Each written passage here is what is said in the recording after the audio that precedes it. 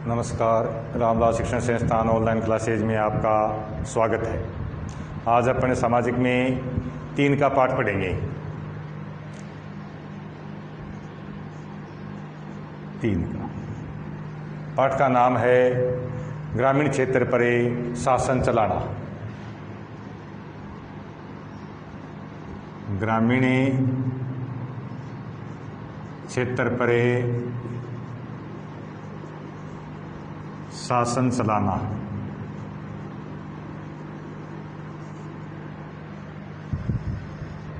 अब देखो, ग्रामीण क्षेत्र पर शासन कौन चलाए? शासन चलाने का बंगाल के अंदर 1757 के युद्ध के बाद कंपनी सरकार को, ब्रिटिश ईस्ट इंडिया कंपनी को जो दीवानी मिल गई थी और बंगाल पर उसने अधिकार कर लिया था, तो दीवानी का अर्थ मैंने आपको पहले भी लिखाया। दीवानी का अर्थ होता है कर वसूल करना। दीवानी का अर्थ क्या होता है? कर वसूली करना। क्योंकि कंपनी यहाँ से सामान खरीदने के लिए इंग्लैंड से सोना चांदी ला करके यहाँ देती थी, उसकी कोई आमदनी नहीं थी। लेकिन जब बंगाल पर उसका अधिकार हो गया, बंगाल में उसे दीवानी मिल गई, तो वो बंगाल से कर वसूल करके यहीं से सामान खरीदती और इंग्लैंड भेजती। तो कंपनी ने अपनी आमदनी बढ़ाने के लिए बंगाल में कर वसूलने के कई तरीके लागू किए। तो एक तो पहला तो आपको ये याद रखना है कि अंग्रेज़ों को या कंपनी को बंगाल में दीवानी कब मिली। कंपनी को बंगाल में दीवानी कब मिली? तो कॉपी के अंदर लिख लेना कि कंपनी को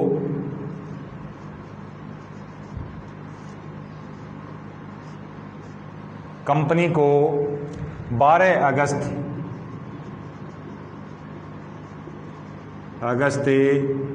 1765 में बंगाल में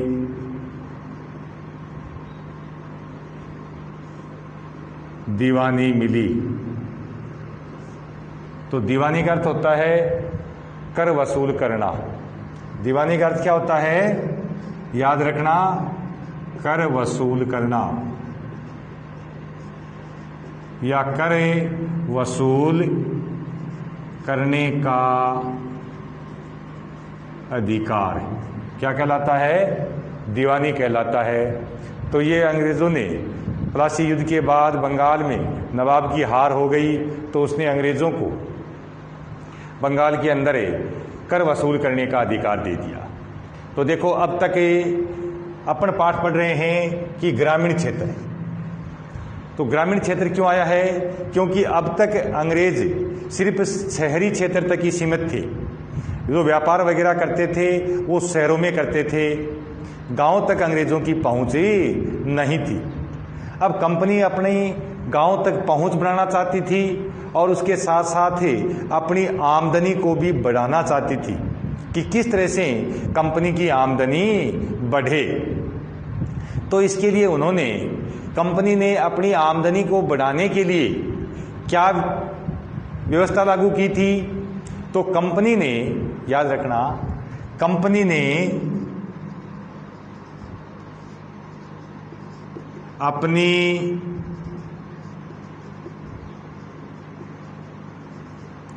आमदनी को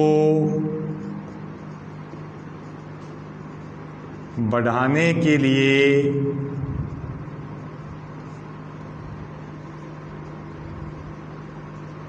बंगाल में स्थायी बंदोबस्त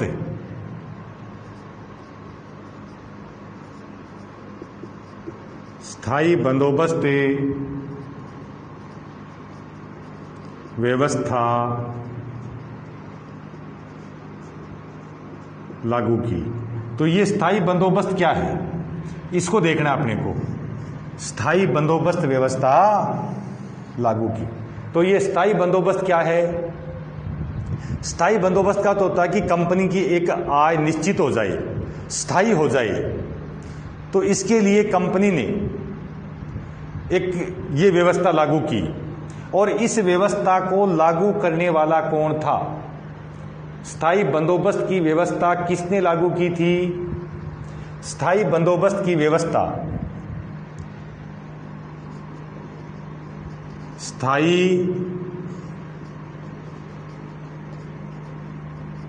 बंदोबस्त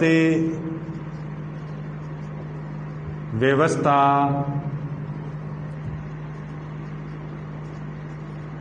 लॉर्ड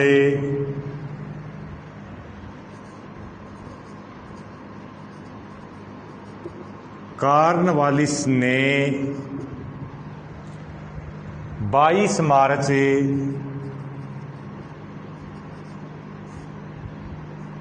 1793 में लागू की। ये याद रखना 2-3 चीजें हैं कि स्थायी बंदोबस्त क्या है। स्थायी बंदोबस्त का अर्थ होता है कि अंग्रेजों को बंगाल से एक निश्चित आमदनी हो जाए, निश्चित करे मिल जाए। दूसरा, स्थायी बंदोबस्त व्यवस्था किसने लागू की थी? लॉर्ड कॉर्नवालिस ने लागू की थी। ब्रिटिश कंपनी का गवर्नर जनरल था लॉर्ड कॉर्नवालिस, जिसने 22 अगस्त 1793 को ये व्यवस्था लागू की थी। अब देखो स्थायी बंदोबस्त व्यवस्था में क्या होता है। स्थायी बंदोबस्त व्यवस्था में कंपनी ने गांव से भूमि का लगान वसूल करने का अधिकार वहां के कुछ एजेंटों को दे दिया। वो एजेंट कह दो या उनको उस समय के जागीरदार थे, जमींदार थे, उनको दे दिया, उनको स्थायी कर दिया, फिक्स कर दिया कि भाई आप इस गांव से कंपनी को एक निश्चित राशि देंगे। निश्चित कर दी राशि कि एक गांव है और उस गांव में जो भूमि है उससे कंपनी को आप 10,000 रुपये वार्षिक कर देंगे। अब देखो ये जो स्थायी बंदोबस्त व्यवस्था है उसका प्रभाव किन किन किन पर पड़ा। एक तो किसान, दूसरा जमींदारिया जागीरदार और तीसरा कंपनी। अब कंपनी का क्या था? कंपनी की तो इस स्थायी बंदोबस्त से आय क्या हो गई? निश्चित हो गई। कंपनी की तो आय क्या हो गई? निश्चित हो गई कि भाई 10,000 रुपये गांव से आने हैं तो जमींदार उनको 10,000 रुपये देगा। अब जमींदार के साथ शर्त ये रख दी कि अगर जितनी आय निश्चित हुई है उतनी आय अगर जमींदार जमा नहीं कराएगा कंपनी में तो जमींदार को उसकी जो जागीर है उस जागीर से बेदखल कर दिया जाएगा। बेदखले कर दिया जाएगा, यानी उससे जागीर छीन ली जाएगी। तो जमींदार को भी भय रहता कि भाई यहां से इतनी लगान तो वसूल करनी है जो कंपनी को जमा करवानी है, तो जमींदार इतने रुपए 10,000 ही क्यों वसूल करेगा। जमींदार के कोई ऊपर तो लागू नहीं था कि आप इतने ही रुपए वसूल करें एक जमींदार से या प्रति हेक्टेयर से इतने रुपए लें। ये पाबंदी नहीं थी। जमींदार की इच्छा थी कि वो अगर जमीन का सुधार करेगा और ज़्यादा किसानों को ज़मीन खेती करने के लिए प्रेरित करेगा तो हो सकता है कि ज़मींदार को 10 की जगह 50,000 रुपये भी कर के रूप में आ जाएं। 40,000 ज़मींदार रख लेगा, 30,000 कंपनी को देगा। लेकिन ज़मींदारों ने ऐसा नहीं किया। भूमि सुधार के प्रयास ज़मींदारों ने नहीं किए और उसी का नतीजा ये निकला कि बहुत सारे ज़मींदार थे उस व्यवस्था के कारण अपनी जागीर से हाथ ही धो बैठे, यानी उनकी जागीरें छीन ली गई। जब जमींदार की जागीरदार की जागीरें चली गई, दूसरी तरफ जो किसान थे उनकी भूमि उनके हाथ से चली गई। क्यों? जागीरदार ने उनके ऊपर लगान बढ़ा दिया। अब लगान इतना हो गया कि किसान भूमि का लगान चुकाने में असमर्थ हो गया, जिसके कारण किसान ने खेती करनी छोड़ दी। जब खेती करनी छोड़ दी, लगान कम हो गया। लगान कम हुआ तो जागीरदार की जागीर चली गई। देखो इसमें नुकसान किसको हुआ? जागीरदार को और किसान को हुआ ज्यादा नुकसान। और नुकसान कंपनी को भी हुआ कि कंपनी ने स्थायी बंदोबस्त के कारण लगान निश्चित कर दी। अब वो कंपनी 1 साल 2 साल 3 साल जीतने के लिए निश्चित किया वो बढ़ा नहीं सकती, चाहे उत्पादन कितना भी हो जाए। उत्पादन ही कितना भी हो जाए, लेकिन कंपनी की तो आय क्या हो गई, निश्चित हो गई, उसमें वृद्धि नहीं हुई। लेकिन जो जमींदार लगान नहीं चुका पाए उनकी जागीरें चली गई और किसानों का शोषण बढ़ गया, जिसके कारण किसानों ने खेती करना छोड़ दिया और उसके कारण बंगाल में भूखमरी की भी स्थिति पैदा हो गई। इसके साथ ही जब भी कोई अकाल वगैरह पड़ता था उस समय किसानों की न तो सरकार मदद करती थी और न जमींदार मदद करता था। सरकार भी अपनी आमदनी बढ़ाना चाहती थी, जमींदार सोचता कि कैसे कंपनी को जो निश्चित लगान है वो जमा कराएं, नहीं तो अपनी जागीरी चली जाएगी। तो इस प्रकार से किसानों का शोषण बढ़ा।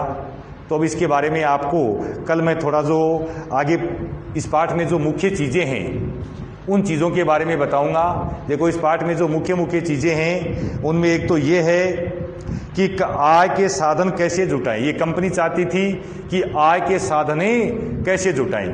तो ये जो स्थायी बंदोबस्त है ये कंपनी अपनी आय को बढ़ाने का ही तो एक ही फार्मूला है, तरीका है। दूसरा इसमें पूछा है लोगों के अधिकार किस तरह सुरक्षित रहें। लोगों के जो अधिकार हैं वो भी सुरक्षित रहने चाहिए। अगर अपना आय बढ़ाने के चक्कर में लोगों के अधिकारों का शोषण किया तो लोग कंपनी से नाराज हो जाएंगे, कंपनी का विरोध ही शुरू कर देंगे। और इसके अलावा कि ग्रामीण इलाकों में किस तरह से उपनिवेश बनाए जाएं। उपनिवेश बनाने का अर्थ है कि किस तरह से ग्रामीण लोगों पर अपना शासन थोपा जाए, अपनी नीतियां थोपी जाएं, वहां पर शासन भी करें और उनसे लगान भी वसूल करें। तो ये तीन चीजें इस पाठ में हैं मुख्य रूप से, कि ग्रामीण इलाकों में किस तरह से उपनिवेश बढ़ाया जाए और दूसरा कंपनी अपनी आमदनी कैसे बढ़ाए और तीसरा लोगों के अधिकारों को कैसे सुरक्षित रखा जाए। तो इनके बारे में अपने कल शुरू करेंगे।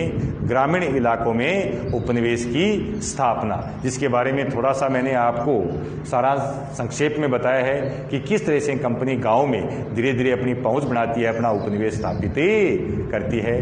तो इस चीज़ों को लिख लेना। जो मुख्य मुख्य चीज़ आपको लिखाई हैं, एक तो ये ऐसी चीज़ें हमेशा याद रखनी है, याद आएंगी। और दीवानी है, पहले भी दिखा दिया। ये कई बार कंपटीशन की एग्जाम वगैरह में इस प्रकार की चीज़ें पूछती हैं। एक ये स्थायी बंदोबस्त व्यवस्था है, इसके बारे में याद कर लेना। ये बहुत अच्छी चीज़ें हैं। किसने लागू की थी, कब लागू की थी और इसका क्या परिणाम निकला, जमींदारों पर इसका क्या प्रभाव पड़ा, किसानों पर इसका क्या प्रभाव पड़ा, कंपनी पर इसका क्या प्रभाव पड़ा। तो इनके प्रभाव बता दिए कि किसानों का शोषण बढ़ गया, जागीरदारों की जागीरें चली गई और कंपनी की आमदनी निश्चित हो गई, उसमें वृद्धि नहीं हुई। तो इसको थोड़ा लिख कर याद करना और जो आपसे होमवर्क मंगवाते हैं तो उसको आप जांच करने के लिए भी भेजें। धन्यवाद।